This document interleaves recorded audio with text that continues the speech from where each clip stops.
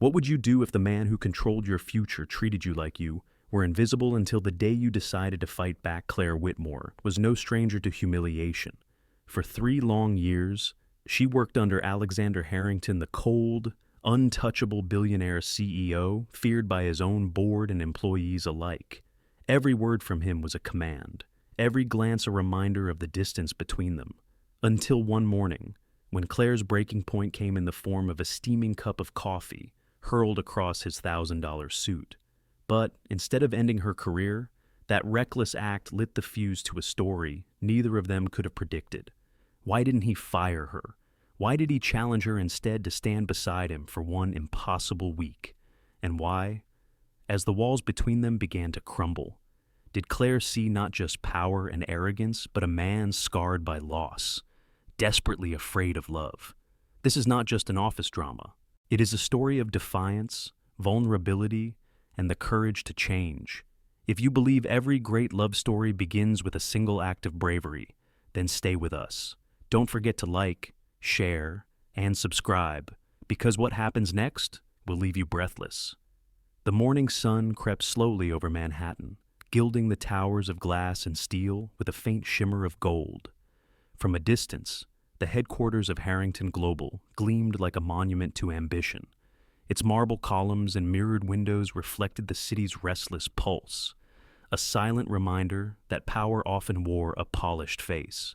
Inside, however, the atmosphere was far less welcoming. Claire Whitmore pushed through the revolving doors with steady determination, though her heart carried a quiet storm. At 30, she had learned the art of composure the hard way. Her black heels tapped against the pristine floors, the sound echoing in the vast lobby like a heartbeat unwilling to be ignored. She carried a folder of reports under one arm and a tall cup of coffee in her other hand, both destined for the same man, Alexander Harrington. To an outsider, Claire's position might have seemed enviable. She worked directly for the CEO of a multinational empire, a man whose name commanded respect across boardrooms from New York to London. But to Claire, the role felt less like privilege and more like servitude.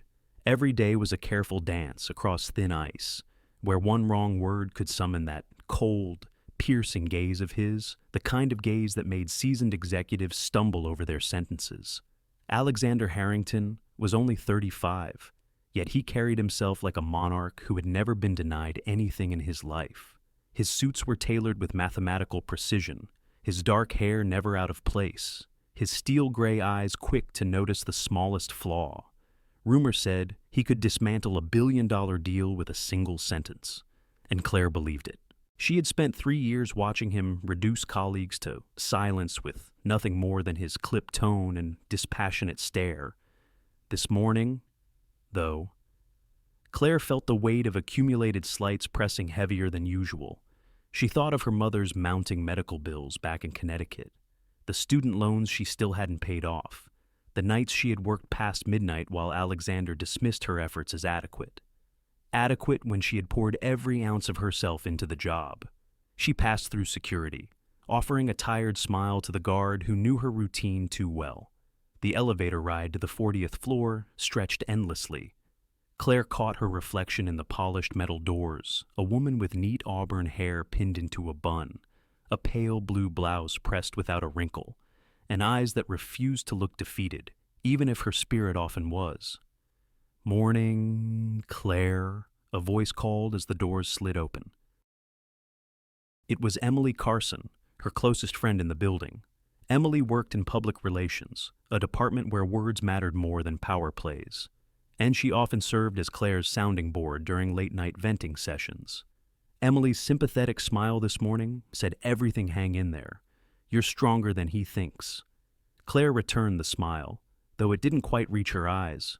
She carried the reports down the hushed corridor toward Alexander's office, where the air itself seemed to carry a chill. His office was a fortress of mahogany and leather, its walls lined with framed photographs of him shaking hands with presidents, prime ministers, and titans of industry. To Claire, the space felt less like a workplace and more like a shrine to his own invulnerability. She paused at the heavy oak door, balancing the reports in one hand and the coffee cup in the other. For a brief moment, she closed her eyes and whispered inwardly, "Just get through the day. One more day." 2 soft knocks. Then she entered. Alexander stood by the floor-to-ceiling windows, looking out over the sprawl of the city. He didn't turn when she entered, didn't acknowledge her presence at all, as though she were just another piece of furniture in his carefully curated world. His voice, when it finally came, was crisp and commanding. "The Dalton contract is unacceptable. Have it revised by noon." Claire set the reports on his desk in the precise place he preferred, beside his pen, a line perfectly parallel to the edge. She placed the steaming coffee next to it, careful not to let the lid drip. Her pulse quickened. The Dalton contract had taken weeks of work from multiple teams. To revise it in a few hours would be impossible. "Mr. Harrington," she began cautiously. "The legal team spent significant time ensuring those terms were balanced. Perhaps we could." His head snapped toward her, gray eyes narrowing like storm clouds. "Are you questioning my judgment, Miss Whitmore?" The question hung in the air, heavy with threat. Claire felt her cheeks flush, but she steadied her voice. "Not at all, sir. I simply thought I don't pay you to think." Alexander interrupted, his tone icy. "I pay you to execute. If this position is too difficult, there are others who would gladly take your place." The words sliced through her like a blade. She thought of the long nights, the endless sacrifices, the way she had swallowed every humiliation just to hold on. Her grip tightened around the empty coffee cup sleeve still in her hand. Something inside her stirred, a quiet but growing flame. She turned toward the door, her composure intact, but her heart whispered a dangerous truth: I cannot keep living like this. The morning sun blazed through the window behind him, casting sharp shadows across the room. For the first time in 3 years, Claire wondered if today might be the day everything changed. On the 40th floor of Harrington Global, time seemed to move differently. The air was always a little colder, the silence sharper, as though the entire space bent itself around the will of one man. Alexander Harrington ruled from the top of this tower, not with noise or fury, but with a stillness that was more intimidating than raised voices could ever be. At 35, Alexander embodied the image of a man carved out of marble. His charcoal gray suit was tailored with exacting precision, the crisp lines forming an unbroken armor against the world. His tie never strayed from perfect alignment, and his shoes reflected the ceiling lights like dark pools.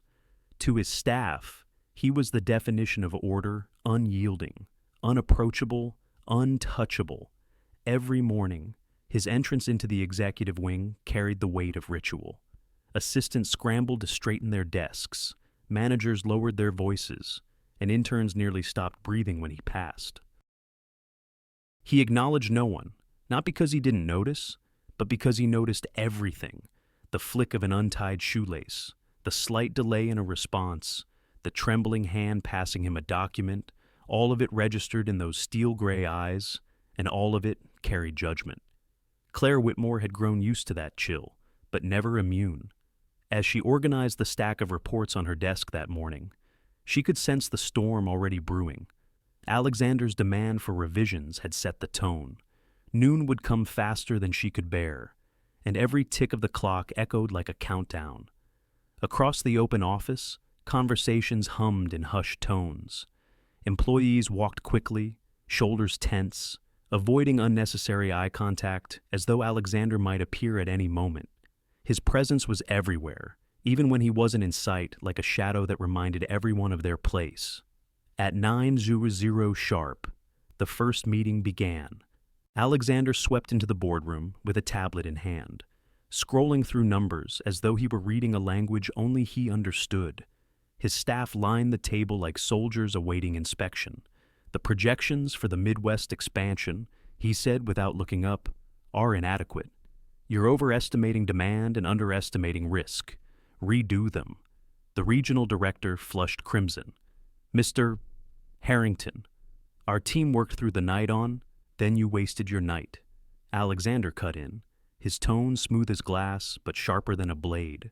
"I expect corrected projections by 3 o'clock. The room fell into uneasy silence. Claire sat at the far end, recording minutes. Her pen steady though, her pulse raced. She had seen it before a single word from Alexander could unravel weeks of effort, sending entire departments into chaos. What unsettled her most was not the content of his critiques, but the way he delivered them, calm, unhurried, and absolute. As the meeting dragged on, Claire felt the weight of his gaze sweep the room like a searchlight. It landed on her once, briefly, when she handed him a reference document. His fingers brushed hers for less than a second, yet even that fleeting contact sent a chill through her. Not because she feared him in the way others did, but because she refused to be invisible to him any longer. After the meeting, whispers trailed through the corridor. "He's in one of his moods today," one assistant murmured. "Better keep your head down." Claire didn't respond. She walked back to her desk, her thoughts louder than any conversation around her. How long am I supposed to endure this? How much of myself must I bury just to keep this job? Her mind wandered to her mother, lying in a small house in Connecticut, her medication bottles lying neatly on the kitchen counter. Claire's paycheck paid for those pills, those doctor visits, the hope that tomorrow would be better. Walking away from this job was not an option, not yet. But her pride bristled every time Alexander dismissed her, every time he acted as though she were interchangeable. She was not a machine. She was not a faceless assistant. She had dreams once, dreams of graduate school, of making a difference, of building something that mattered. Somewhere along the line, those dreams had been traded for survival. That afternoon, Alexander called her into his office again. He didn't look up as she entered, his attention fixed on the glowing screen of financial charts. "The Dalton revisions," he said simply. Claire handed him the freshly printed draft. "It's here, sir. I coordinated with legal and finance to ensure accuracy." Alexander flipped through the pages quickly, his face unreadable. Finally, he set it down. "Better," he said flatly. "Though Section 5 still lacks clarity." Claire's jaw tightened. She had rewritten Section 5 3 times. She wanted to tell him that it was clear, that his standards were impossible, that he treated people like cogs in his empire. But the words lodged in her throat. Instead, she nodded. "I'll address it. See that you do," Alexander replied, already moving on to the next email. She turned toward the door, her chest heavy with unspoken words. But inside her, a quiet rebellion stirred. She wasn't just a secretary. She wasn't just a name on his payroll. She was Claire Whitmore. And sooner or later, he was going to see that. The following morning began with a tense stillness that even the hum of printers and the shuffle of papers couldn't soften. Claire Whitmore walked through the corridors of Harrington Global with the familiar knot tightening in her stomach.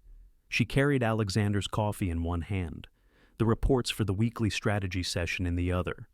Each step felt heavier than the last, as though she were marching toward some inevitable reckoning. The boardroom gleamed under soft, recessed lighting. A long glass table stretched across the room, polished to a mirror sheen. Around it sat senior executives, men and women in sharp suits, their expressions carefully composed.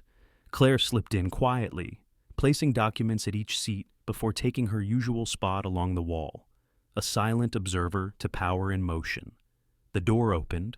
Alexander entered, his presence chilling the room instantly. His suit today was midnight black, paired with a silver tie that gleamed like a blade. Without greeting, he took his place at the head of the table. Conversation ceased, replaced by an uneasy hush. "Let's begin," he said, his voice smooth, commanding. One by one, department heads presented their updates, marketing projections, supply chain logistics, overseas investments. Alexander listened with the same expressionless focus, occasionally interrupting to cut through excuses or demand sharper numbers. Each interruption tightened the air in the room, like a noose. Then came Claire's turn. She was responsible for summarizing key contracts and ensuring everyone had accurate reference points. She rose from her chair, handing Alexander a file before speaking clearly. "The Dalton revisions are included in your folders. Section 5 has been aligned with the industry standards, and Section 8 addresses." Alexander interrupted, his gray eyes locking on her like ice. "Miss Whitmore, perhaps you should practice pronouncing Dalton correctly before advising senior staff on contractual matters." The word cracked across the room like a whip. Claire froze. She had pronounced it correctly, every syllable precise. The smirk tugging at the corner of his mouth told her he knew it too. His correction wasn't about accuracy. It was about reminding her of her place. A ripple of discomfort passed through the room. Executives shifted in their seats, exchanging wary glances but saying nothing. No one dared challenge him.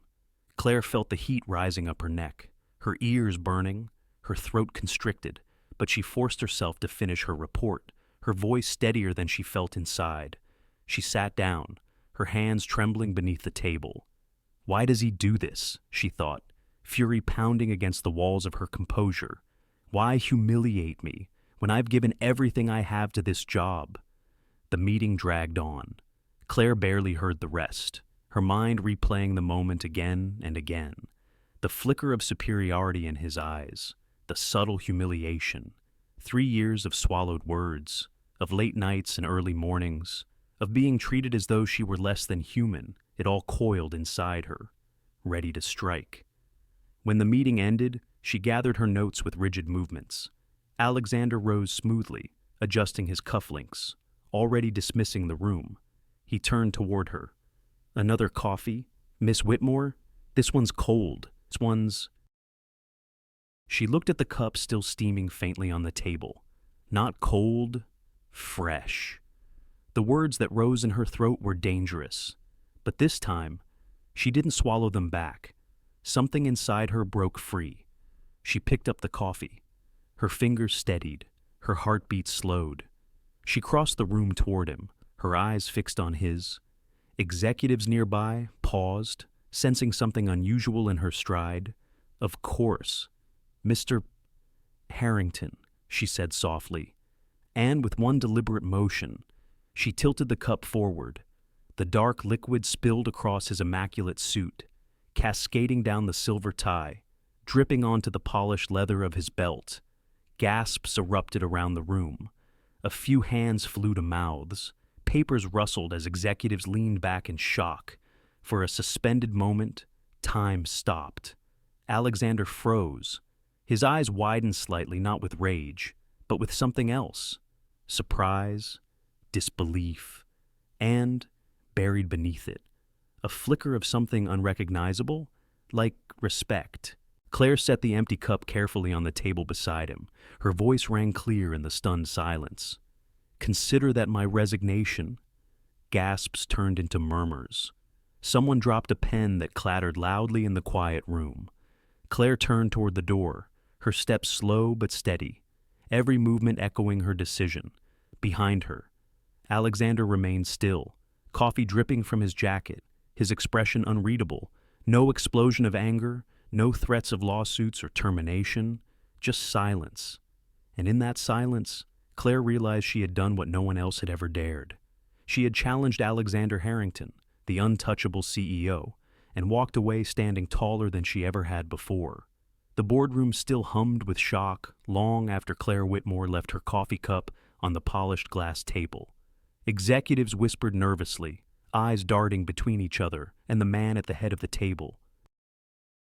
Alexander Harrington stood motionless, coffee dripping from his immaculate suit onto the carpet, his silver tie now stained a muddy brown. No one dared speak directly to him. A junior vice president fumbled with her papers, murmuring something about rescheduling. Another cleared his throat, then thought better of it. Finally, Alexander lifted a hand. The motion was small, but it silenced the room instantly. "You may all leave," he said evenly. Chairs scraped back, footsteps shuffled, and within seconds, the boardroom emptied, leaving only Alexander and the faint scent of roasted coffee lingering in the air. He removed his jacket with unhurried movements, hanging it over the back of his chair. His shirt beneath remained mostly untouched, but the symbolism of the act lingered like a bruise. Moments later, Claire returned to his office to gather her belongings. Her resignation had been spoken, her pride intact, but her stomach churned with dread. What if he blacklisted her in the industry? What if she never found another position? What if this one impulsive act destroyed everything she had fought to hold together? She stepped inside his office cautiously, expecting to find security waiting. Instead, Alexander stood by the window, sleeves rolled up, staring at the skyline with the intensity of a man calculating more than stock prices. "Miss Whitmore," he said without turning. Claire froze. "Yes, sir." "You think walking out after a stunt like that restores your dignity?" His tone was cool, measured, not the explosion she had braced for. Her throat tightened. "I didn't do it for dignity. I did it because I couldn't. Because you reached your limit." He finished for her, finally turning. His eyes studied her face as though she were a puzzle he hadn't expected to encounter. Most people would apologize, beg for forgiveness. "You threw coffee on me." Claire swallowed hard, keeping her voice steady. "I said, I resign." Alexander took a slow step forward, then another. His presence filled the room, but not with the usual icy authority. This time, it carried something heavier, curiosity. "No," he said quietly. "You don't resign? Not like this?" Claire blinked. "Excuse me." He came closer, close enough that she could see the faint lines of exhaustion beneath his perfect exterior. "You've worked for me 3 years. You know how I operate. You've endured what most people couldn't last a week with. That makes you different." He paused, letting the words hang. "I don't want your resignation. I want a test." Her pulse quickened. "A test 1 week," he said firmly. 7 days. Work directly with me.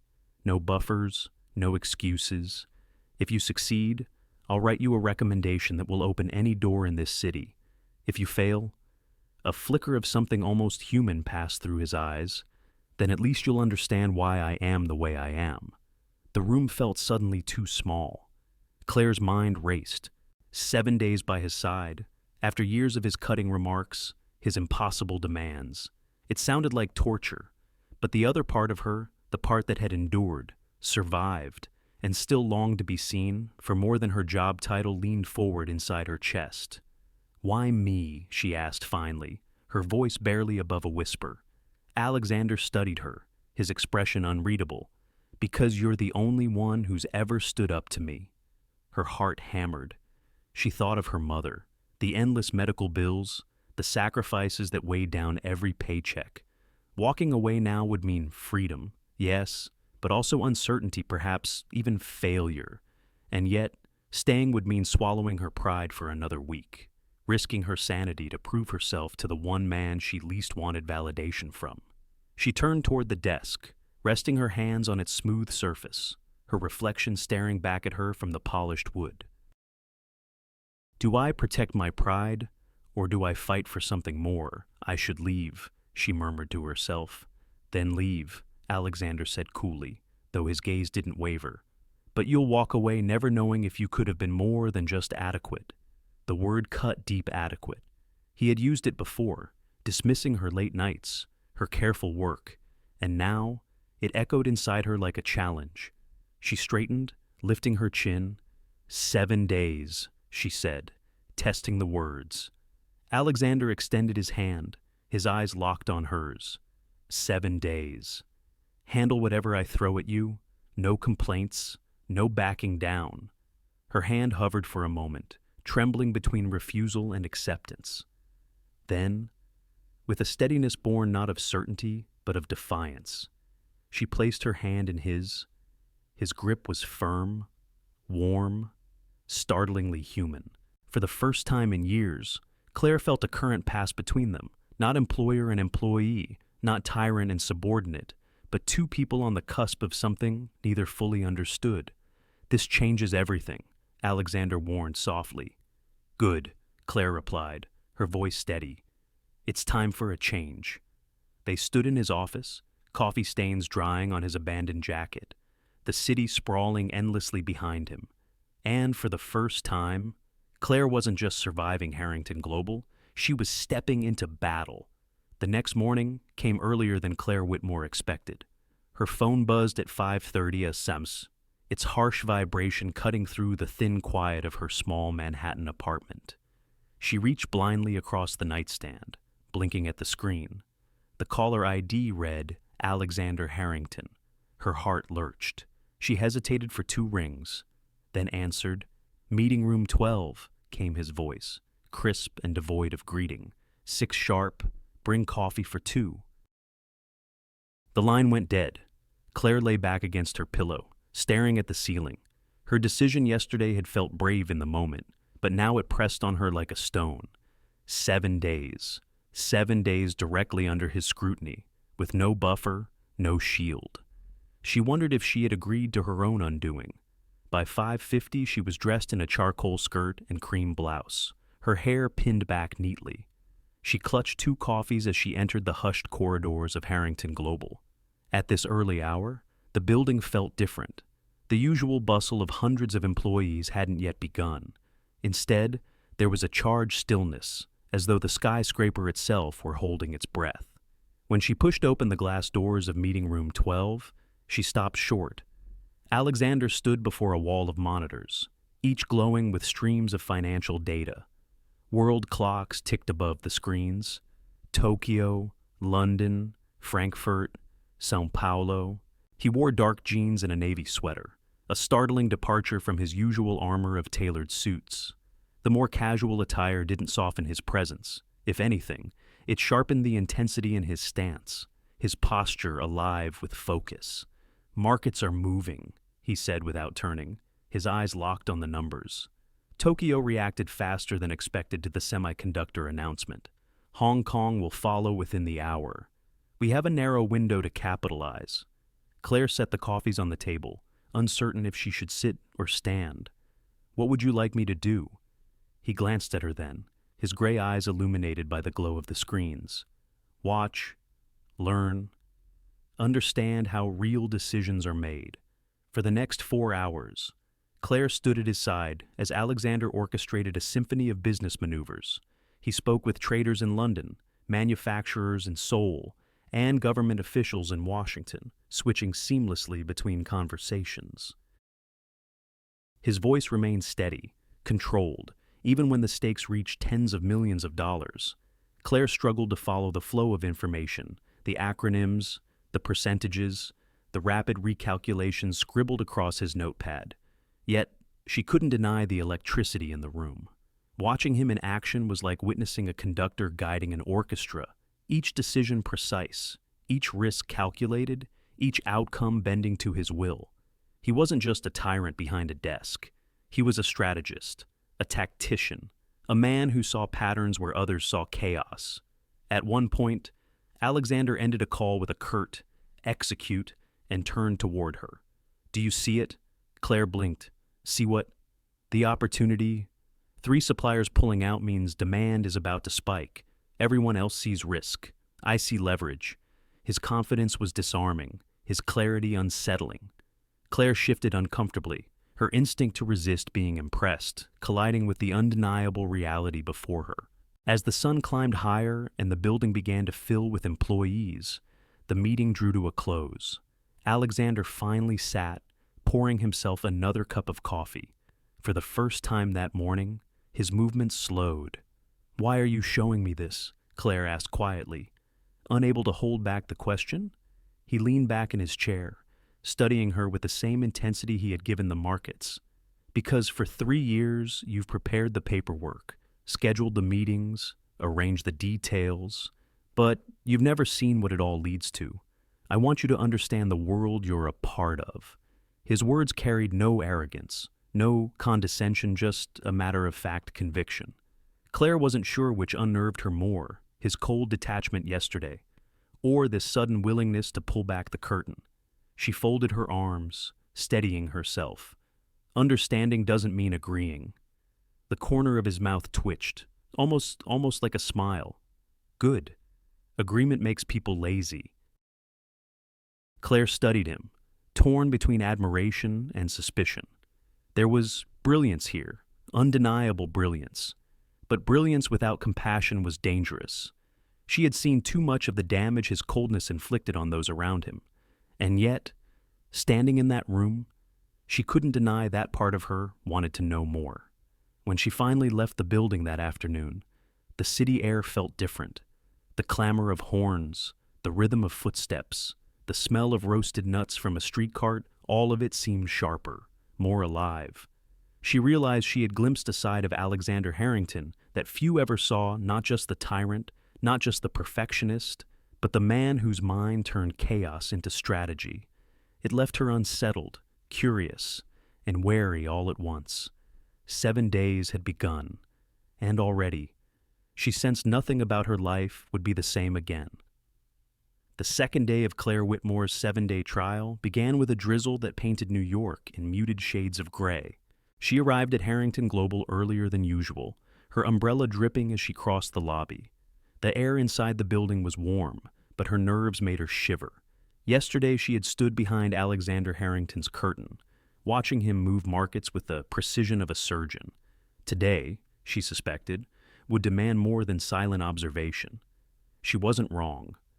By mid-morning, she was summoned into his office. Alexander sat at his desk, his posture rigid, his eyes locked on the screen before him. The faint lines around his mouth told her something was wrong. "Sit," he said without preamble. Claire obeyed, setting her notepad on her lap. She noticed the untouched coffee on his desk, a rare sign that something had derailed his routine. "A potential acquisition," he explained, his tone clipped. "Midwest Tech, small firm. They hold patents we need, but their quarterly reports show irregularities. If we proceed, we risk exposure. If we walk away, we lose leverage to our competitors." He turned the laptop toward her, columns of numbers, charts, and balance sheets blurred before her eyes. Claire wasn't an investment analyst, but she had organized enough reports over the years to know when something didn't add up. Legal says proceed cautiously. Alexander continued, finance says it's too risky. I want a third opinion. Claire blinked. From me? Yes, Miss Whitmore. You've seen enough paperwork to know patterns. Tell me what you see. Her pulse quickened. This wasn't clerical work. This was a test. She leaned closer, scanning the figures. At first, they swam before her, dense and unreadable. But then she noticed something. The irregularities weren't random. The expenses spiked every quarter at exactly the same time. And the supplier listed for those transactions had recently declared bankruptcy. They're hiding losses, she said slowly, masking them as supplier costs. If you buy them, you're inheriting more debt than they're showing. Alexander's eyes narrowed. You're certain as I can be without an auditor. But yes, it looks deliberate. He studied her for a long moment, silent. Then, with a decisive flick, he closed the laptop. You just saved us $50 million. Claire's breath caught. The weight of his words pressed against her chest. 50 million, more money than she could imagine earning in 10 lifetimes. And she, the secretary he often dismissed, had spotted it. Don't look so surprised, Alexander added, his tone softening slightly. Instinct matters as much as data. You saw what my team missed? For the first time, his words didn't feel like daggers. They felt almost acknowledging. The day continued, and Claire noticed subtle shifts. Alexander included her in conversations, asked her to summarize memos, even paused once to hear her perspective on a vendor dispute. His gaze, usually so cold, carried a flicker of consideration she hadn't seen before. But it wasn't only his behavior toward her that changed. In the quiet between meetings, she began to notice something else, small cracks in the armor he wore so tightly. During a rare pause in his schedule, she found him standing at the window, staring out at the rain-slicked streets below. His shoulders, usually square and unyielding, slumped just slightly. For a fleeting second, he looked less like a titan of industry and more like a man carrying a weight too heavy to share. Do you ever get tired of it? She asked before she could stop herself. He glanced at her, brows knitting. Tired of what? Always being the one in control. Always being the one people fear. For a heartbeat, silence filled the space between them. Then he turned back to the window. Control is survival. Miss Whitmore. Fear is a tool. Without them, Harrington Global wouldn't exist. His words were sharp, but his reflection in the glass betrayed something else. His jaw tightened, his eyes dimmed not with certainty, but with loneliness. Claire didn't push. She simply stood beside him, watching the city blur beneath the drizzle. In that quiet, she sensed the truth behind his ice. Alexander Harrington was profoundly, achingly alone. When the day ended, Claire walked out of the building with a strange mix of emotions. She was wary, yes, but she was also curious. She had seen a glimpse of brilliance, a flash of respect, and a shadow of sorrow. And for the first time, she wondered if her 7 days with Alexander Harrington might reveal not only the man he wanted the world to see, but the man he had worked so hard to bury. The third day began not with a storm of numbers or calls, but with an unusual stillness. By mid-afternoon, after a series of tense meetings, Alexander Harrington had dismissed the staff earlier than expected. Claire Whitmore found herself carrying a stack of binders back to his office, uncertain if she should even linger. When she arrived, the office door stood ajar. Inside, the lights were dimmed, the city casting its gray glow through towering windows. Alexander wasn't behind his desk. Instead, she spotted him through the glass doors that led onto the executive balcony, his silhouette sharp against the skyline. Claire hesitated.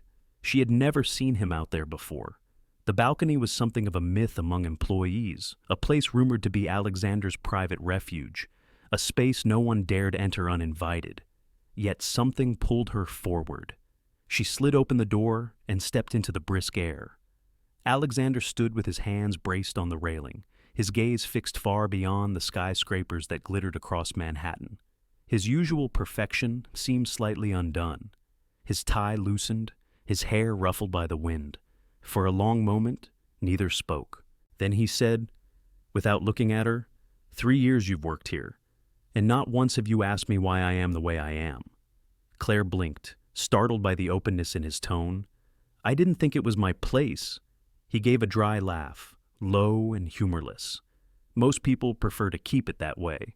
Safer not to know. The wind tugged at her blouse as she moved to stand beside him. Below them, the city roared with taxis, sirens, and millions of lives intersecting. Up here, it felt like another world. My mother died when I was 15, Alexander said abruptly. His voice was steady, but there was something brittle beneath it. Cancer. 2 years of watching her fade while my father tightened his grip on everything. Claire turned toward him. His profile was rigid, his jaw set, yet his eyes carried a distant ache. She was the only person who ever stood up to him. He continued, the only one who could soften him, even for a moment. When she was gone, the house became unbearable. Silence, expectations, discipline carved into every hour. My father taught me that caring makes you weak, that emotions are liabilities. He paused, his gaze locked on the horizon as though replaying years he could never change. So, I learned not to care, or at least, not to show it. Claire's throat tightened. For years, she had thought of him only as a cold tyrant, a man who wielded power like a weapon. But here, on this balcony, she saw something else, a boy who had buried his grief under layers of steel and ice, who had built walls so high he no longer knew how to climb down. I'm sorry, she said softly. The words felt small, inadequate, but they were all she had. He finally turned to her, his gray eyes searching hers. For a fleeting instant, the mask slipped entirely, and she saw him not the CEO, not the billionaire, but the son who had carried too much too young. Don't pity me, Miss Whitmore, he said, though his voice lacked its usual bite.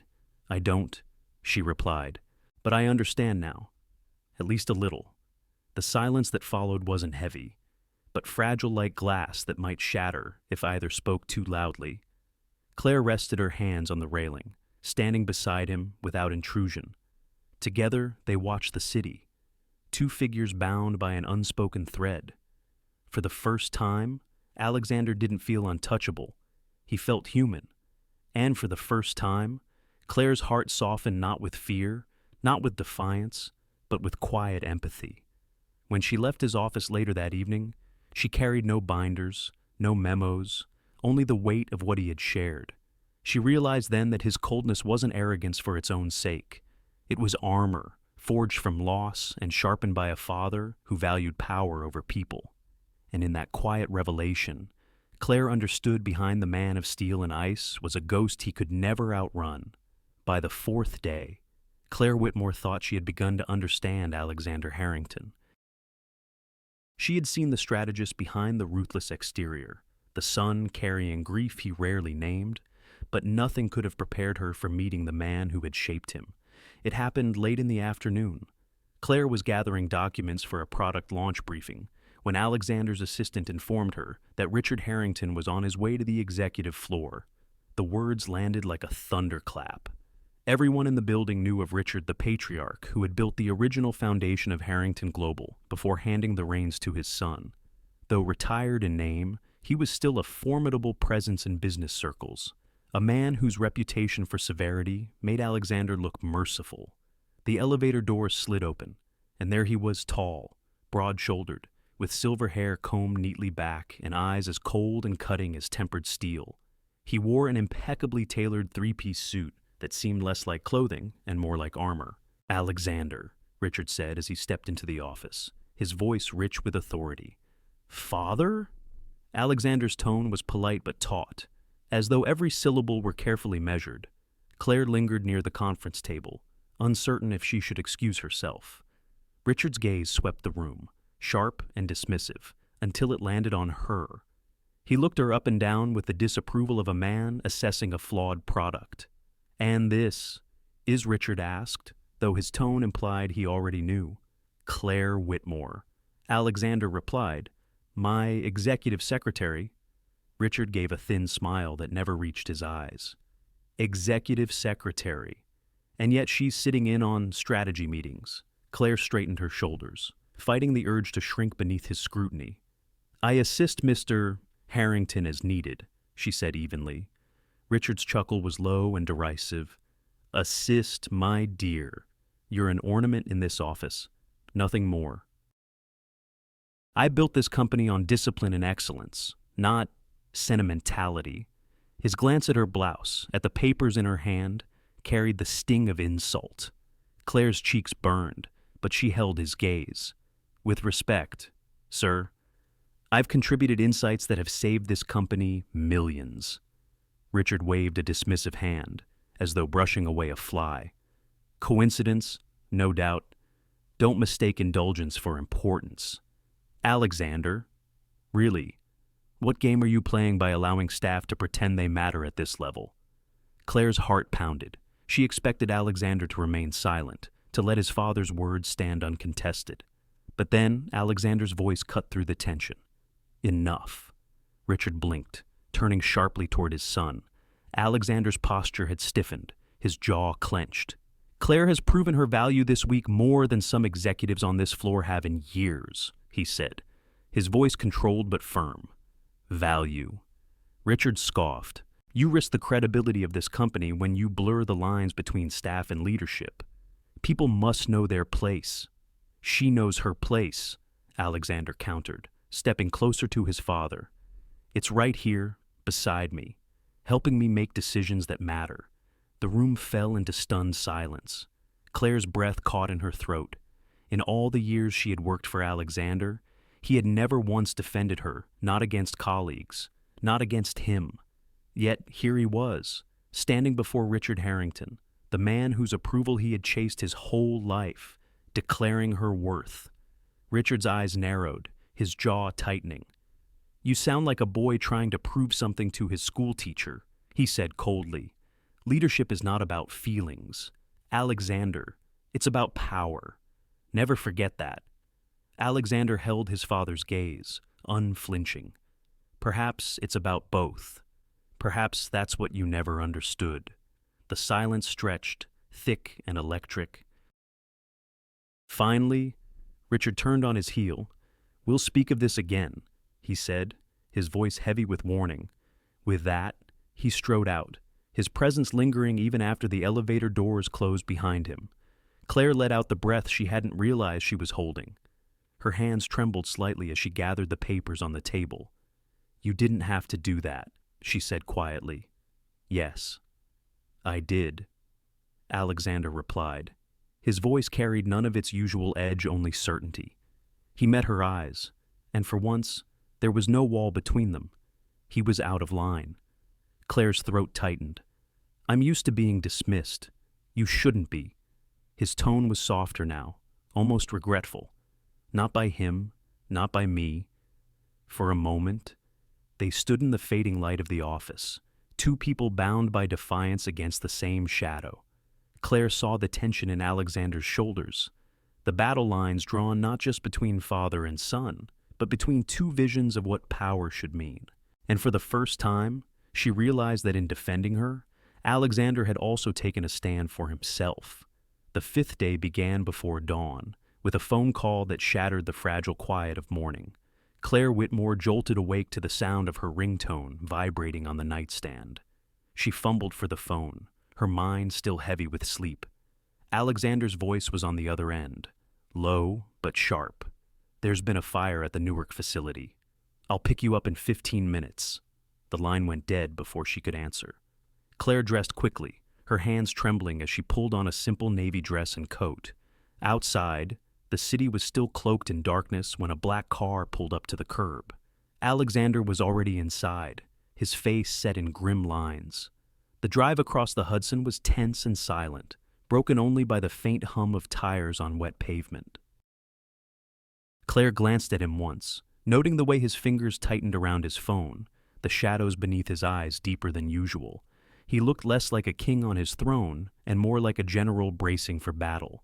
When they arrived, chaos greeted them. The Newark facility loomed against the dawn, its roof still smoldering. Fire trucks lined the street, hoses coiled like serpents across the ground. Smoke hung heavy in the air, carrying the acrid scent of burned plastic.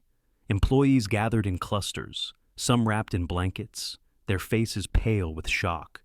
Reporters had already arrived, cameras flashing, microphones thrust toward anyone who looked like they might talk.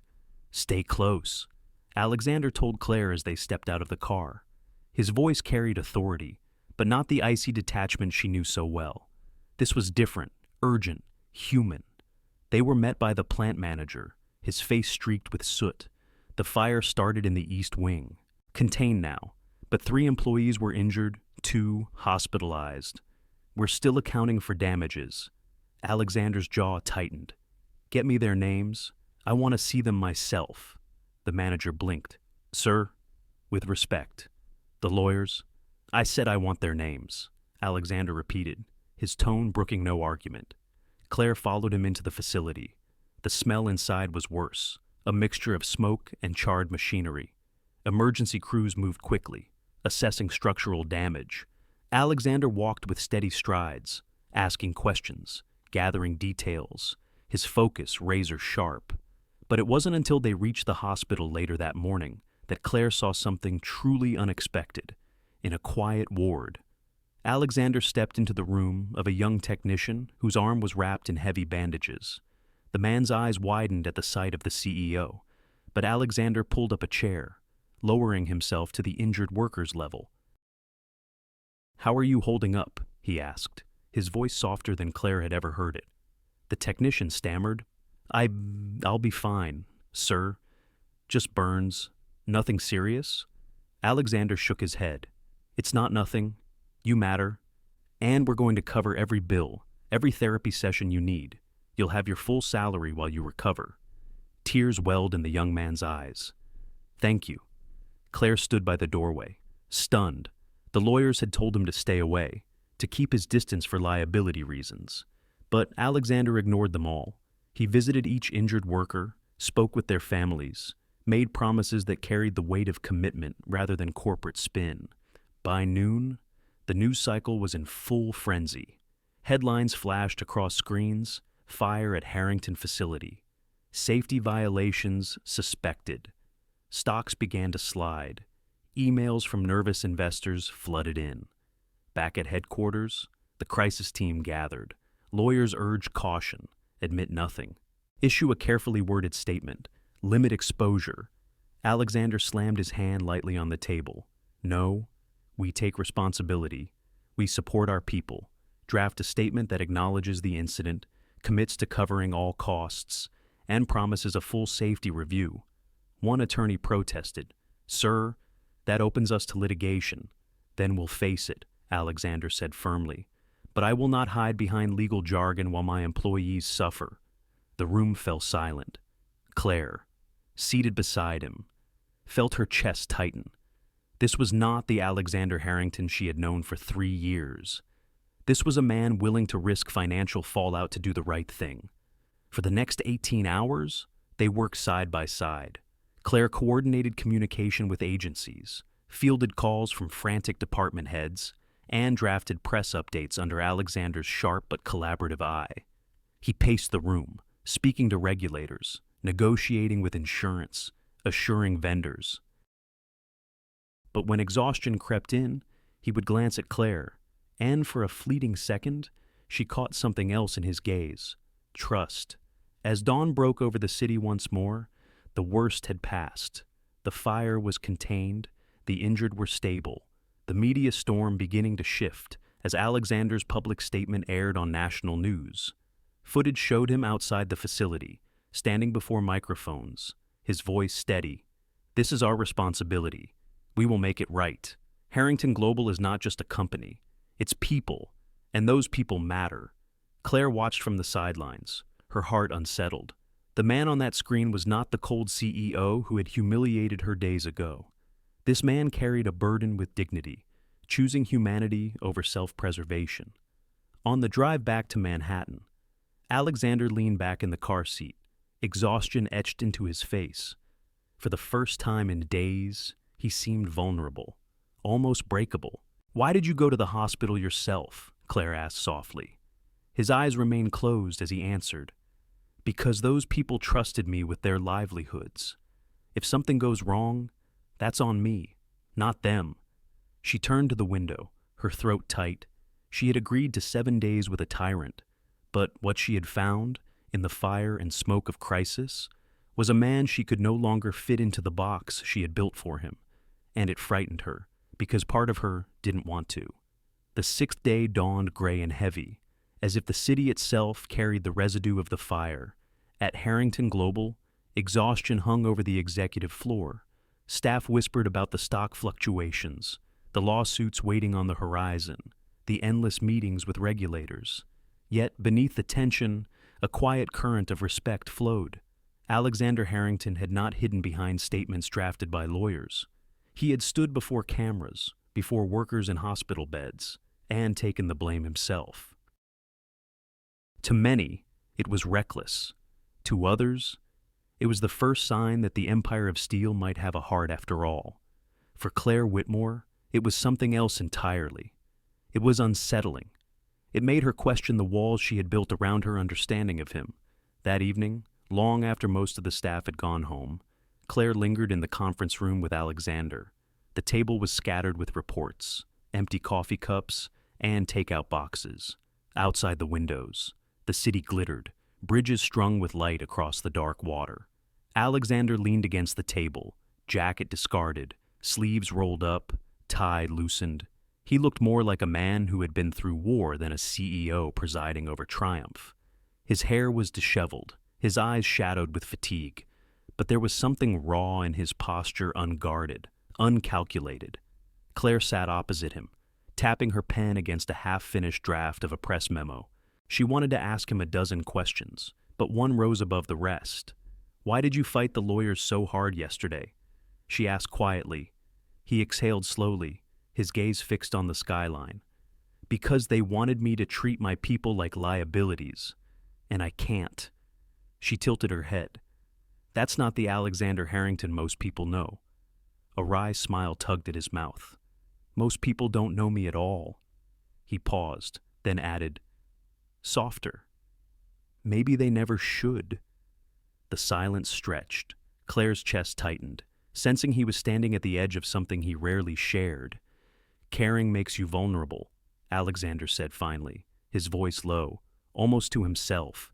"When you care, you give someone the power to hurt you, My father taught me that lesson early, and I've lived by it ever since. Claire's pen stilled. She met his eyes, steady but gentle. But not caring destroys you. The words slipped out before she could stop them, but she didn't regret them. She saw the flicker in his eyes, the way his jaw shifted as though her truth had struck too close. Not caring kept me alive, he countered, though the conviction in his voice was thinner now. Did it? She asked softly. Or did it just keep you alone? The air between them thickened, charged with something fragile yet undeniable. Alexander looked away, his hands braced on the table as though grounding himself. Claire studied him, her heart tugged in conflicting directions. Admiration, sympathy, wariness, and something far more dangerous. He straightened, running a hand through his hair. You think you see me, Claire, but you only see what I let you. Maybe, she admitted. But these last few days, I think you've let me see more than you wanted. His gaze snapped back to hers, and for a moment, neither of them moved. The city stretched out behind him, bridges glowing like arteries of light. Between them, an unspoken bridge was forming too, delicate and precarious. Claire's pulse quickened. She wanted to reach across the table, to close the space between them, but fear held her back, not fear of him, but fear of what it would mean if she did. Alexander's expression shifted, the faintest hint of vulnerability cracking through his mask. You don't know what you're getting into, he said, almost pleading. Then show me, she whispered. The words startled even her. She hadn't planned to say them, hadn't realized how much of herself she had invested in this strange, perilous week. For a heartbeat, Alexander's hand moved as though he might reach for hers, but then he stopped, curling his fingers into a fist. He stepped back, putting distance between them. Not yet, he said firmly. If I cross that line now, I won't be able to go back. Claire's throat tightened. Part of her wanted to argue, to demand he stop hiding behind walls built long ago. But another part of her, the cautious, scarred part, understood. She too had walls. She too feared what would happen if they crumbled, so she only nodded, gathering the papers in front of her. Then, maybe it's enough that we've started. Alexander studied her, his face unreadable, but his eyes betrayed him. They held something she had never seen before, something that wasn't cold, wasn't commanding, but deeply human. As she left the conference room that night, the bridges outside glowed brighter than ever, spanning dark waters. Claire knew the metaphor wasn't lost on either of them. They were standing on opposite sides of something vast, both yearning to cross, both afraid of the cost, and yet, for the first time, she believed they might meet in the middle.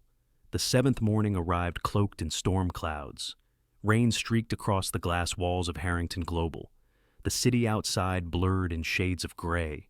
It felt like an omen, a mirror of the tension that had built over the past week. Claire Whitmore arrived early, her footsteps echoing in the nearly empty corridors.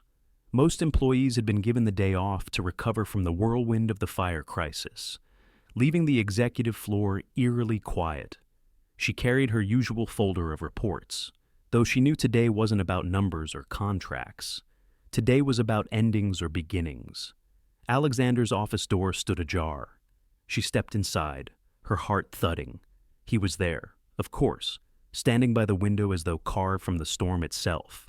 His suit jacket was draped over a chair, his shirt wrinkled, his tie discarded on the desk. For once, perfection had slipped. He looked human, tired, undone. You look like you haven't been home, Claire said softly. I haven't, Alexander replied, his gaze still fixed on the rain. He turned slowly, his eyes darker than she had ever seen them. I've been thinking about what happens after today. Claire set the folder down, her hands trembling slightly. And he studied her, as though searching her face for an answer he wasn't sure he wanted. 7 days were supposed to prove something, to show whether you could handle me or whether I could handle you. But instead, he trailed off, his jaw tightening. Instead, what she asked. Instead. I find myself at war with myself, he admitted. Part of me wants to keep the distance. To put the walls back up, it's safer. Controlled, the other part, he broke off, his voice low. The other part wants you closer than I ever should allow. Claire's breath caught, her pulse hammered, not with fear but with recognition. She had been fighting the same battle inside her own chest. Alexander? She stopped, words failing. She looked down at her hands, clasped tightly together, as if holding herself from unraveling. I told myself I could walk away after this week, that it would be simple, just a job, just 7 days. But it's not simple anymore. He moved closer, his footsteps slow but deliberate. What do you want? Claire. Her throat tightened. What did she want to protect herself? To retreat before she fell any deeper? Or to admit the truth she had been fighting every night since this challenge began, that her heart was no longer hers alone? I want to leave, she whispered.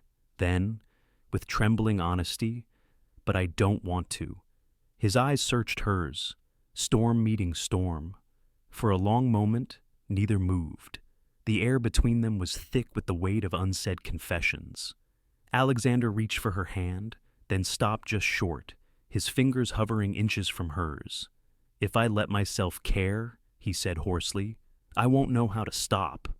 And once I open that door, I can't close it again. Claire's voice shook, but she didn't look away. Maybe that's the point. Silence pressed in around them, broken only by the rain against the glass. She wanted to bridge the gap, to take his hand and erase the fear that bound him. But another voice whispered caution. If you fall, can he truly catch you, or will you be left shattered? Her heart and her head warred fiercely. Logic screamed to run, to protect what was left of her pride, but her heart, her stubborn, defiant heart, pulled her closer to him, refusing to let go of the man she had glimpsed beneath the ice. Finally, she stepped back, needing space before she drowned in him. I don't know if I can survive you, she confessed. Alexander's expression flickered, pain flashing across his face before he masked it again. And I don't know if I can survive without you. The storm outside thundered, rattling the windows as if echoing the turmoil inside them. Claire turned toward the door, her chest aching. Then maybe we both need to decide if surviving is enough, or if living is worth the risk. She walked out before he could answer, leaving him alone with the storm. In the silence that followed, Alexander pressed a hand against the window, rain streaking down the glass beneath his palm. For the first time in his life, he wasn't sure if power and control could shield him from the one thing he feared most, the possibility of losing someone he could not replace. The storm from the night before had not lifted. It seemed to have moved indoors, gathering in the marble corridors of Harrington Global. By early afternoon, word spread like wildfire. Richard Harrington had called an emergency board meeting. The summons itself was unusual. Richard had long since stepped back from day-to-day operations. Yet, when he did appear, it was never without purpose. And this time, the purpose was clear. Claire Whitmore sat at her desk, her stomach churning. She had heard whispers from passing executives' accusations of recklessness, emotional entanglements, blurred boundaries. She knew without being told that she was part of the case Richard planned to build against his son. When Alexander emerged from his office, his face was a mask of steel. "Come with me," he said simply. The boardroom was already packed when they entered. Around the long table sat men and women, whose signatures determined the fate of the company. At the head stood Richard, commanding as ever, his presence filling the room. "Thank you for assembling on such short notice," he began, his tone smooth, almost courteous. "We are here to address concerns regarding Alexander Harrington's leadership." A murmur rippled through the room. Claire felt her throat tighten. Richard continued, his words deliberate. "In recent days, Alexander has demonstrated a troubling lack of judgment. His impulsive handling of the Newark fire exposed this company to massive liability. He defied legal counsel, jeopardized shareholder value, and his gaze flicked toward Claire, sharp and cutting. He has allowed inappropriate personal involvement with staff to cloud his decision-making." The words struck like blows. Claire felt the weight of dozens of eyes swing toward her. Heat rose in her cheeks, but she held her chin high. Richard pressed on. A leader cannot afford to be swayed by sentiment. This company was built on discipline, on control, and now, under Alexander's watch, those values are eroding. He turned toward the board. I call for a vote of no confidence. The room buzzed with tension. Claire glanced at Alexander, her heart pounding. His expression was unreadable, his gray eyes locked on his father. One board member spoke up. Mr. Harrington, is it true? Have your actions compromised the integrity of this company? Alexander's silence stretched. Claire felt the sting of fear. What if he denied her, distanced himself to protect his throne? Finally, he spoke, his voice steady but heavy. Yes, he said. Gasps rippled around the room. Even Richard looked momentarily surprised. Alexander continued, his tone unwavering. Yes, I took responsibility for Newark. Yes, I rejected legal counsel to stand by my employees. And yes, I have blurred boundaries with someone on my staff. But if you think that makes me unfit to lead, then you misunderstand leadership itself. He turned deliberately toward Claire, his gaze unflinching. Claire Whitmore is not a liability. She is not a weakness. She is the reason we uncovered fraud in a potential acquisition. The reason we navigated a crisis without losing trust. The reason I remembered that this company is about people, not just numbers. If that is cause for dismissal, then so be it. But I will not disown her to keep this chair. The silence that followed was deafening. Claire's chest tightened, her vision blurring with the force of what he had just risked for her. Richard's face darkened, his voice cutting through the air. You would jeopardize everything for her? Alexander didn't flinch. For the truth. For the kind of company I believe we can be. If that costs me, then I'll pay it. The board erupted in murmurs. Some looked scandalized, others impressed. One woman near the end of the table leaned forward. Mr. Harrington, with respect. The past week has also shown remarkable results. Investor confidence rebounded after your public statement. Employee morale has never been higher. And despite the crisis, we closed 2 key contracts. Perhaps the question is not whether your leadership is compromised, but whether it has evolved. Another board member nodded. The younger Harrington's methods may be unconventional, but the outcomes speak for themselves. Richard's eyes narrowed, fury simmering beneath his composed exterior. You're being blinded. This is weakness dressed as progress. No, Alexander said firmly, standing taller, its strength redefined. The room shifted. Votes were called. Hands raised. Richard's motion of no confidence faltered, collapsing beneath the weight of numbers. The board had chosen. Richard's jaw tightened, his voice low and venomous. You are making a mistake. Alexander met his father's glare without wavering. Maybe. Or maybe I'm building something better than what you left me. The meeting adjourned, the board filing out with murmured conversations. Richard left without another word, his presence lingering like smoke. When the room finally emptied, only Claire and Alexander remained. She turned to him, her voice unsteady. You didn't have to. Yes, I did, he interrupted, his eyes softening as they met hers. I meant every word. Her chest ached, her heart caught between fear and gratitude. For the first time, she realized he had chosen not the company, not the throne, but her, and it terrified her almost as much as it moved her. The boardroom had emptied, but the echoes of confrontation still lingered in the air, like smoke after a fire. Claire Whitmore stood near the far end of the long glass table, her pulse still pounding from the spectacle she had been unwillingly dragged into. She could still feel the weight of Richard Harrington's contempt, the sting of being paraded as evidence against Alexander.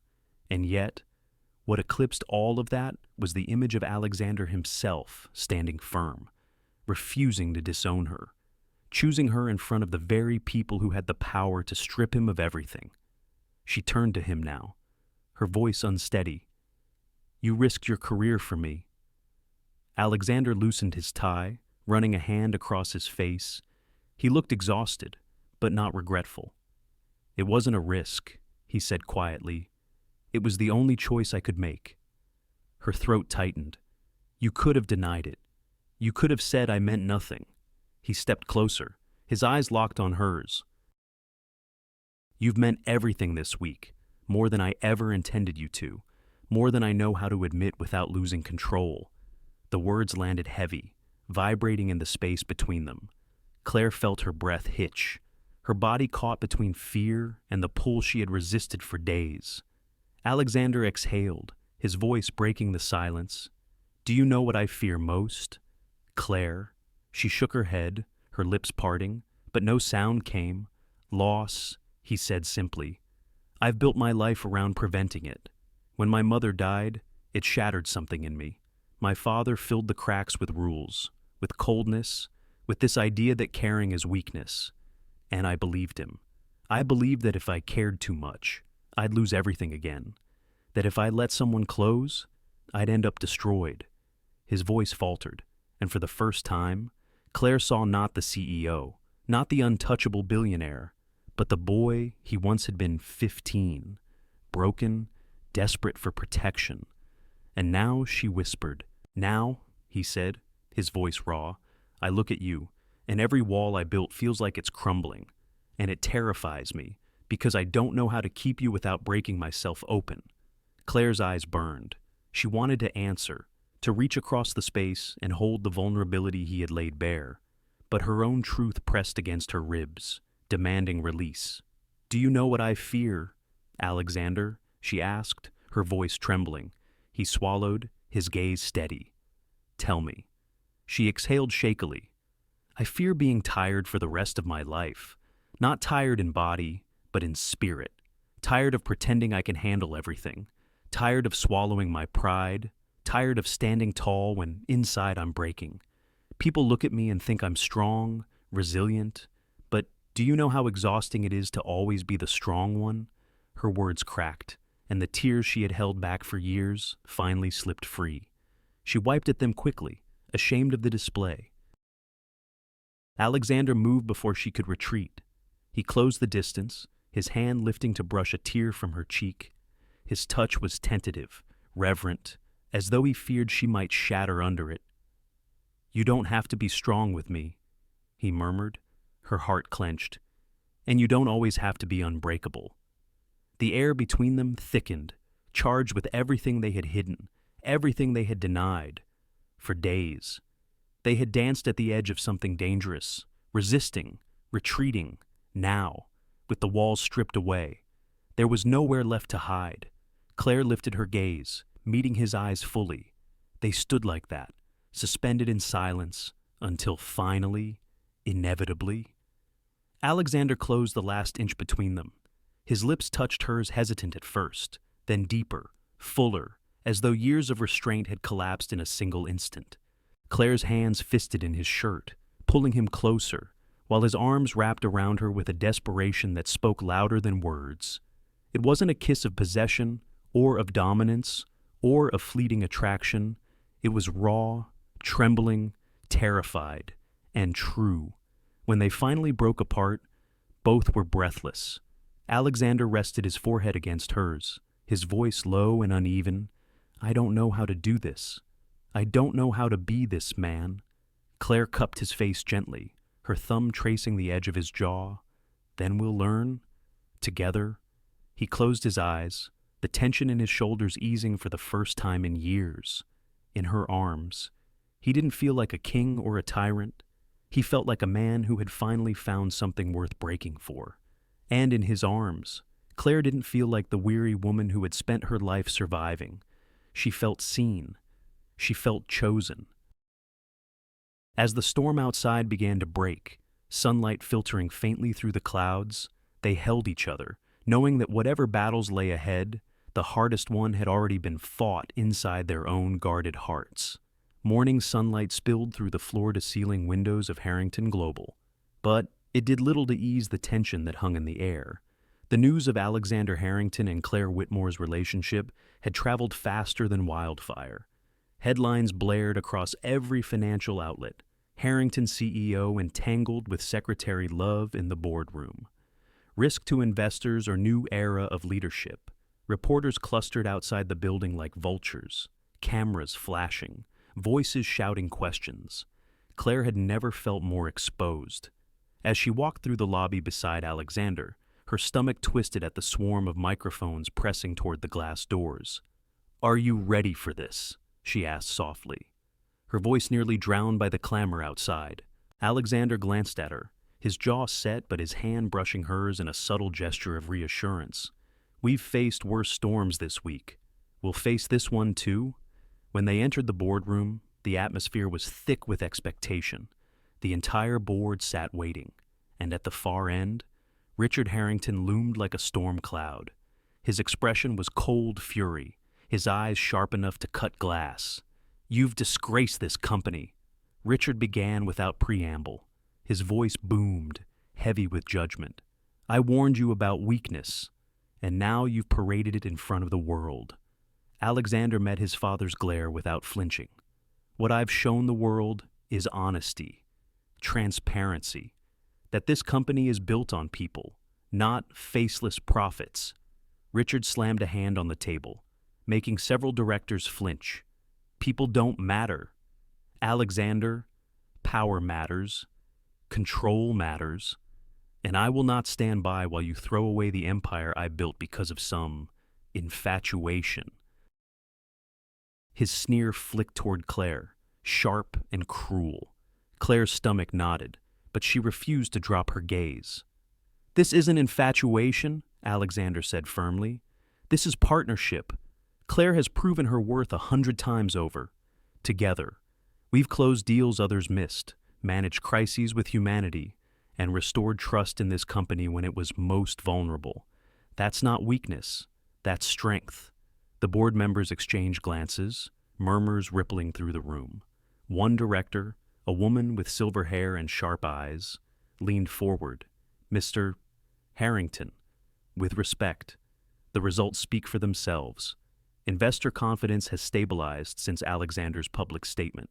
Employee morale is higher than we've seen in years. And despite the fire crisis, our reputation has improved because we acted with accountability." Another nodded.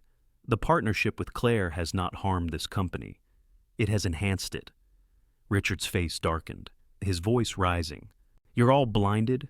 This is sentiment, nothing more. Sentiment destroys empires." "No," Alexander countered, his voice calm but unyielding. "It builds them. You built an empire of fear. Father, I intend to build one of respect." The words hung in the air like a gauntlet thrown. For a long moment, silence reigned. Finally, the chairwoman of the board spoke. "We've heard enough. A motion was brought last week against Alexander's leadership, and it failed. Since then, he has only proven his ability further. We stand behind him. The board supports Alexander Harrington as CEO of Harrington Global. The vote was unanimous. Even those who had hesitated before now raised their hands in his favor." Richard's eyes burned with cold fury. He rose slowly, his voice low and venomous. "You may think you've won, Alexander, but love makes men reckless. It will be your undoing." Alexander stood as well, his gaze steady. "If love is my undoing, then I'd rather fall with it than stand without it." Richard's lips curled into a bitter smile before he turned and strode out, his footsteps echoing like thunder fading down the corridor. When the doors closed, the tension in the room broke. Several directors nodded toward Alexander with approval, some even offering faint smiles. Claire sat in stunned silence, her heart pounding, her breath uneven. Alexander reached for her hand beneath the table, his grip warm, grounding. "Do you see?" he murmured, his voice for her alone. "Choosing you didn't ruin me. It set me free." Tears pricked her eyes, but she smiled, her voice trembling with relief. "And choosing you didn't break me. It made me stronger." They left the boardroom together, past the watchful eyes of executives and assistants. Outside, the reporters still swarmed, cameras flashing, voices shouting, But when Alexander clasped Claire's hand openly and led her through the crowd, she no longer felt afraid, because for the first time, love was not a liability. It was a power neither Richard nor the world could strip from them. And as they stepped into the bright light of day, Claire realized that what had begun as a week of survival had become the beginning of something far greater, a partnership strong enough to withstand fire, fury, and even the wrath of a Harrington patriarch. 6 months later, Harrington Global looked and felt like a different company. The marble halls were still polished, the glass walls still gleamed, and the numbers on the balance sheets still carried weight. But beneath the surface, something had shifted. The atmosphere was lighter, conversations warmer, and employees walked with a confidence that hadn't existed before. It began with policies Alexander's and Claire's first real mark as a team. After the Newark fire, they spearheaded a comprehensive safety overhaul. Every facility underwent rigorous inspections, but more importantly, workers were invited into the process. Their voices were heard, their suggestions implemented. Weekly open floor meetings were introduced, where any employee from an intern to a senior vice president could speak directly to leadership. For the first time, the distance between the executive floor and the shop floor shrank, and the changes paid off. Productivity rose, not because of fear, but because people felt valued. Employee turnover dropped, recruitment surged. Articles began to appear in business journals. Harrington Global, a case study in human-centered leadership. From cold steel to warm hands. How compassion saved a corporation.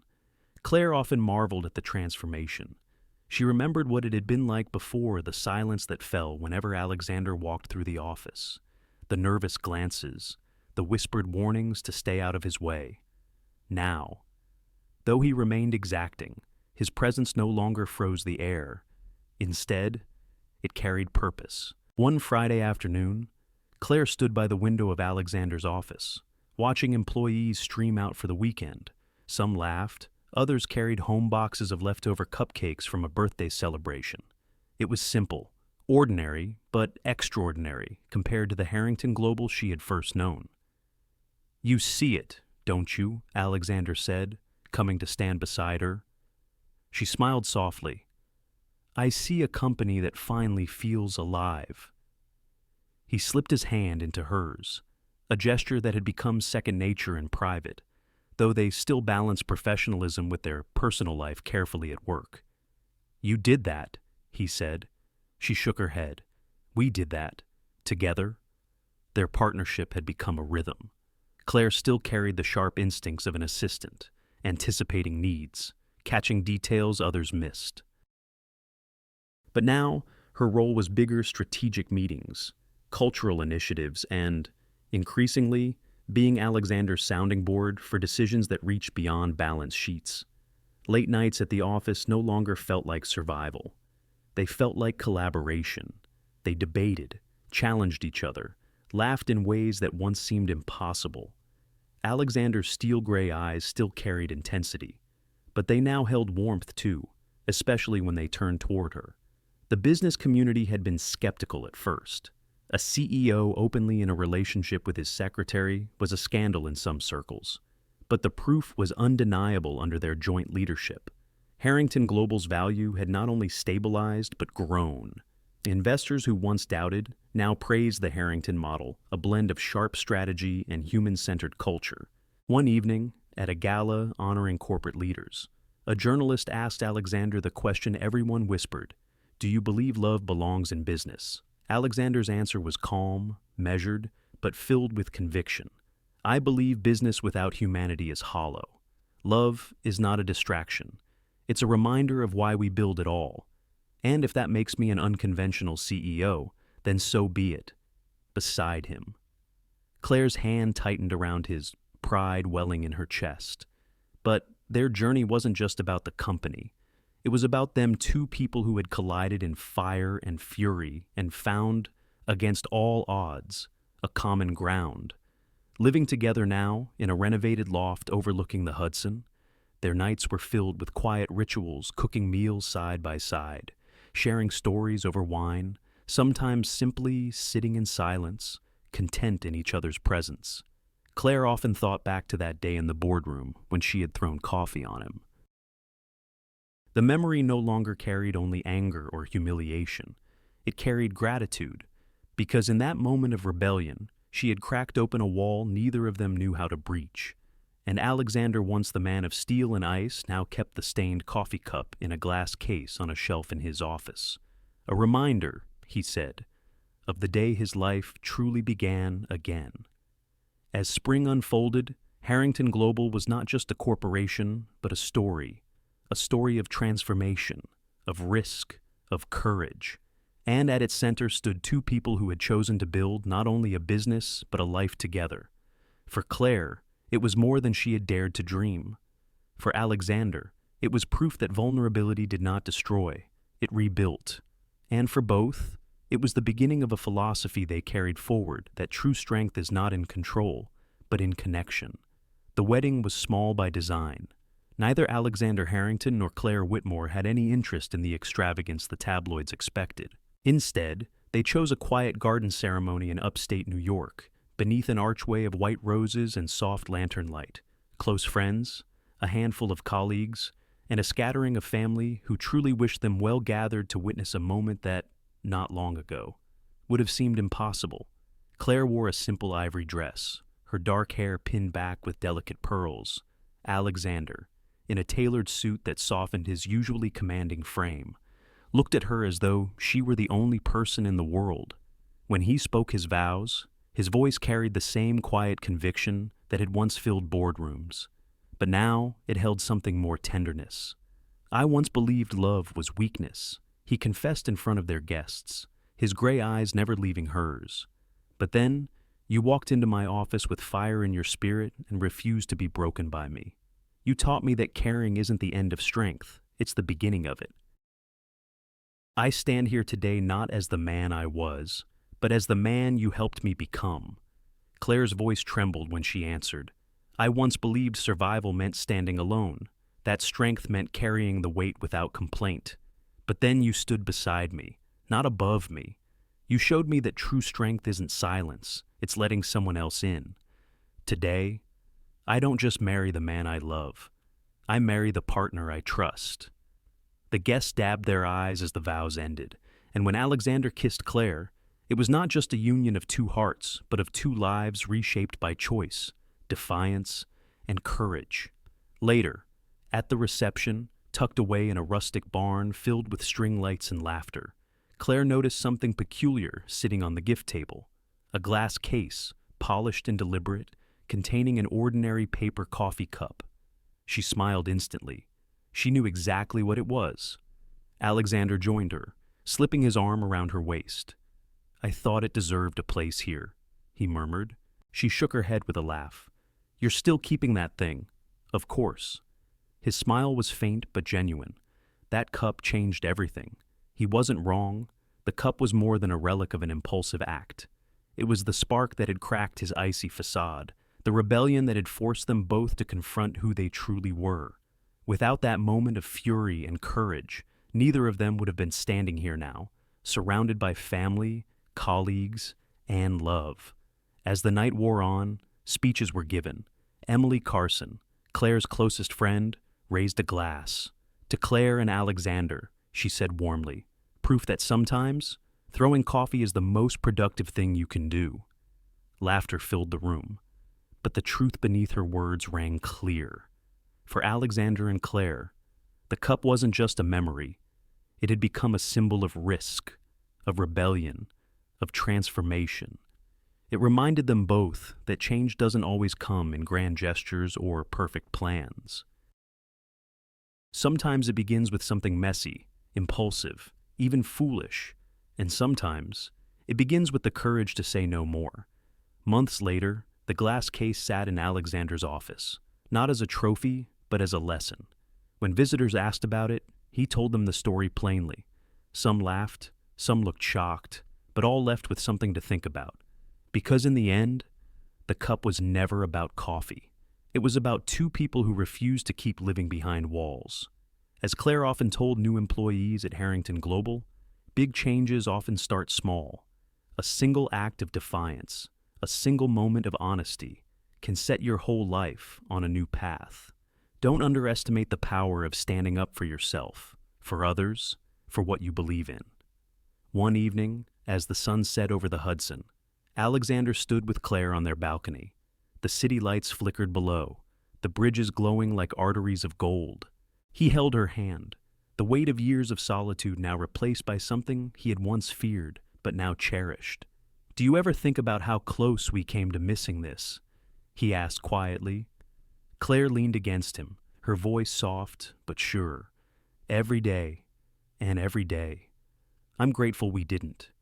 They stood there, two souls once hardened by survival, now softened by love, stronger together than they had ever been apart. And in the heart of their story lay a simple truth, one that stretched beyond them and into anyone willing to listen. Sometimes, the greatest revolutions begin not with power or wealth, but with a single heart brave enough to take a chance. Sometimes, the smallest act, a cup of coffee thrown in defiance, can be the start of everything. Sometimes the greatest changes in our lives begin with the smallest acts of courage. Claire never imagined that standing up for her dignity with nothing more than a cup of coffee would lead to a complete transformation of her life, her career, and even her heart. Alexander, a man who once believed that caring was weakness, discovered that vulnerability could be the foundation of true strength. Their story reminds us that we are never too old or too set in our ways to change. Power and success mean little if they come at the cost of compassion. And love, whether in business, family, or relationships, is not a distraction, but a force that can heal, rebuild, and inspire. For many of us, especially in the later seasons of life, it is tempting to protect ourselves with silence, to avoid risks, to settle into what feels safe. But the truth is, real growth often requires daring to open our hearts again. So, let this story encourage you. Stand tall, speak your truth, and never forget that sometimes the smallest act of defiance can be the very thing that opens the door to everything you were meant to find. Thank you so much for spending your time with us and joining this journey of courage, change, and love. If Claire and Alexander's story touched your heart, please give this video a like, share it with friends who might need a little inspiration today. And don't forget to subscribe to our channel for more stories that shine a light on the strength within us all. Your support means the world, and it keeps us bringing you new stories every week. Until next time, stay kind, stay brave, and keep believing in the power of love.